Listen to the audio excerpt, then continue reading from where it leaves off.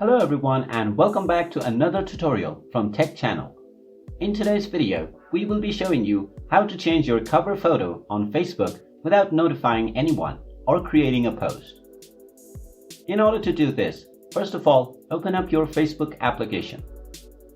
Once you open up the application, tap on the menu icon at the top right corner underneath the messenger icon.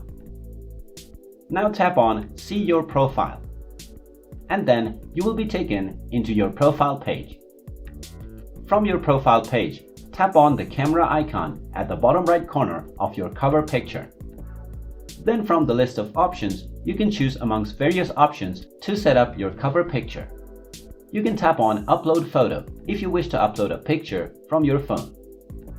After choosing your picture, tap on the Select button, and then you will be allowed to reposition your photo.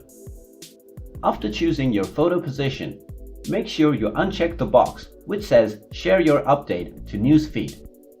This is the most important step, and if you miss this, your cover photo update will be posted on your Facebook.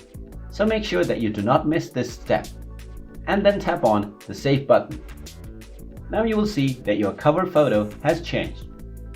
You can scroll down from your profile page, and then you will see that no post has been created after you changed your cover photo.